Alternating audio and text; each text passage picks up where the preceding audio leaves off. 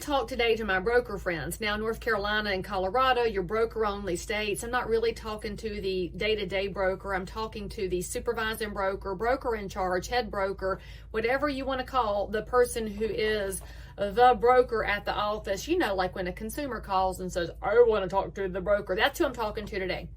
I got a message from a friend in another state who is the broker of her office.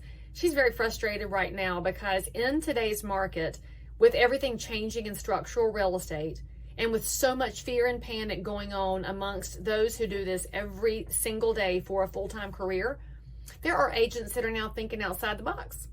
And when we think about what the box is in real estate, let's just define it very quickly. The box in real estate is the real estate commission guidelines wherever you live, whatever is governed by the general statutes, and it is the Realtor Code of Ethics if you are a member of the National Association of Realtors. That's your box. Now you can do a ton inside that. You can be super creative. It's part of why we do love having agents that are 1099s, because you look at your community, you look at your sphere, your special niche in the marketplace, your personality, how you can serve people. And as long as you're inside the rules of your state regulatory body and the Realtor Code of Ethics, as your broker, we are so proud of you. So when this broker reached out and said agents are outside the box, I can read between the lines. I know what that means. They're probably not violating the real estate commission guidelines, because that's when you get the letter from the state, because consumers do turn you into the state body, as well they should. In fact, if there's anything I have said to commenters in the wake of all these lawsuits and settlements, for all those people who are fussing about their agent, I ask them, did you ever turn them into the state? And these people say no. Well, you don't get to complain if you don't turn them in. So that's one side of things, and that's general statutes, that's regulatory barriers and legal issues. I think most agents do try to operate inside that side of the box, but the Code of Ethics can wind up being a really interesting space for brokers to manage, because A, you as a broker should have read the whole Code of Ethics. And I don't mean you went to ethics class and looked at the 4 articles that were kind of interesting today. I mean, you know, all 17 articles. And then most importantly, you're willing to enforce that Code of Ethics as a broker in your office. Now, there's always a little bit of a kerfluffle because real estate agents are 1099s for the most part. So we as brokers can't treat them like W-2s. We can't give them all these really strict rules and procedures, but we can have guidelines and we can have processes in our office that allow us to operate with a level of consistency and excellency.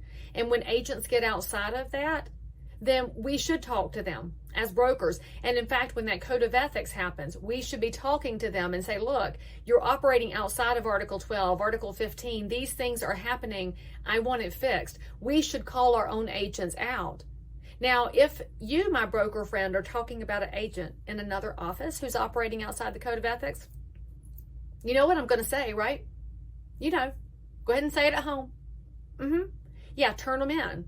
The whole point of the Code of Ethics is that it is really intended to be self-policed. And that means that when somebody's operating outside of it, we need to turn them in.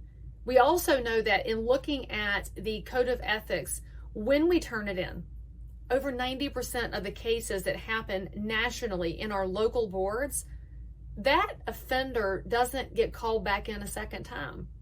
A lot of our agents are violating it without realizing it. And when we, the brokers, have read all 17 articles and we call somebody out for it, we're actually challenging them to get better. We got to stop thinking about it as being a burden or fussing at people or being a busybody or a snitch. Why don't we look at it as a level of excellence to which we have said we would subscribe, and we have to do better about enforcing that? I look at this as children. Many of us raise children. We set a box for our children to operate inside of. It's how our families operate. It's our expectations. And when they get outside of that, do you just let them get outside of that and go wild? No. Good parenting involves the one who gets outside the box, talking to them and bringing them back inside. You have so much freedom here, but we're not going to violate certain things.